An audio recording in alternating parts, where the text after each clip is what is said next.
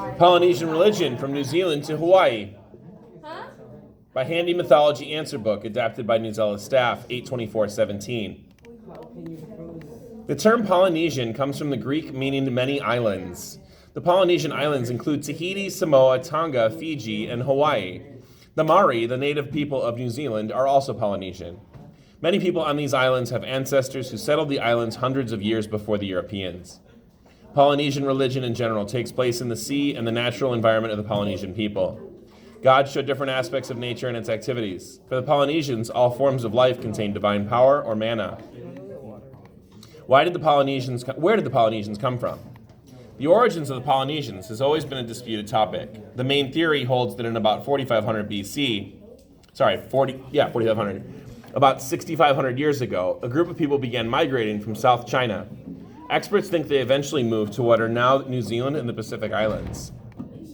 We know that the Polynesians were skilled seafarers, and they moved from island to island in double-hulled canoes.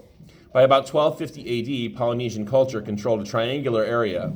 Hawaii was at the northern point, Easter Island was in the east, and New Zealand was in the south. Polynesian pantheons. Not surprisingly, given the vast distances between the islands, different Polynesian cultures and religious beliefs emerged over the centuries. The Maori gods were ruled by Rengi, the Sky Father, and Papa, the Earth Mother. In Hawaii, they were called Au and Po. In Tahiti, the supreme male god was named Taoruo.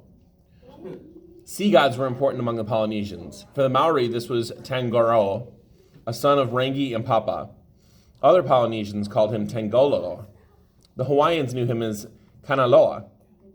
Tahiri was the Maori storm god, another son of the original Sky-Earth couple. In Hawaii, one of the most popular gods was Pele, a goddess of volcanoes. The most popular of all Polynesian gods was Maui. The story of Pele. Pele was the descendant of Sky and Earth. He was rivaled in power only by her older sisters. The goddess of the sea and now the end of the snow-capped mountains. Her favorite sister was Haiaka, who had been born from an egg kept warm by Pele under her arm. Pele and Haiaka lived in the fiery crater of Kilauea, high above the sea on the Big Island. One day in a dream, Pele heard the sound of drum beats and dancing and sent her spirit to follow it. Disguising herself as a beautiful young woman, she joined in the dancing. Soon after, she was noticed by a handsome chief named Loaio. But Pele's spirit needed to return to her sleeping and dreaming body on the Big Island, or else the fires of her volcano would have died out. Polynesian creation stories. Polynesian creation stories. There are as many Polynesian creation stories as there are individual Polynesian societies. Even within societies, there are different versions. One creation story is the Maori story. According to the story, Rengi and Papa were so close together that they needed to be separated so that creation could continue. Most of their children decided that the parents should be pushed apart. They tried but failed. Finally, it was Tain, god of the forest, who succeeded. He lay on his back and separated his parents by pushing upward with his legs. In one Hawaiian story, more credit for creation is given to Cain. It was he who created Rengi, Au, and Papa, Po, by throwing a calabash into the air, where it broke apart and formed sky and earth. In some Maori stories, the equivalent of Cain was Io, who created Rengi and Papa, ex nihilo, from nothing. In the Hawaiian version, Cain then assigned various aspects of the natural world to his brothers. Kanaloa, for instance, would control the sea. Ku, the forests. The gods then created the first man and woman out of clay. The war in heaven. Like in many other cultures, the creation stories of Polynesians involve a war in heaven. The Maori version takes place immediately after the separation of Rengi and Papa.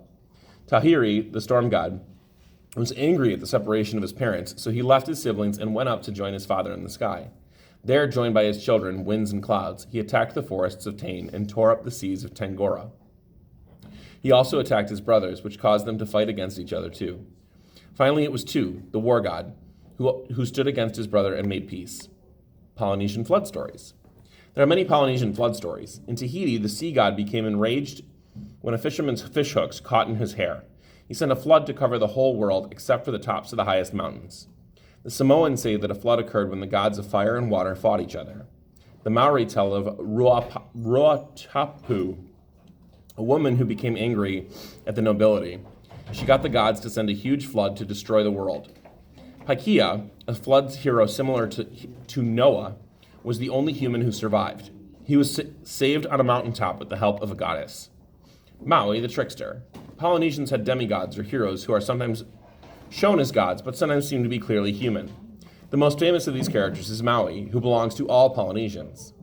Like the demigods in stories of Africa and the Americas, Maui was a trickster whose acts caused difficulties in the world. In Hawaii, the island of Maui was named after him. On most Polynesian islands, Maui helped people by catching the sun and slowing it down to provide more time for work. He also brought the islands themselves up from the depths of the ocean. One of Maui's greatest feats was tricking the goddess of fire into revealing the secret of fire. In Samoa, they say that Maui descended to the underworld, a generally recognized heroic act, to capture fire. Others believe Maui died trying to defeat a female monster and death goddess, Hinui Ti Po. Maui wanted people to live forever, and by dying, he allowed death to continue in the world.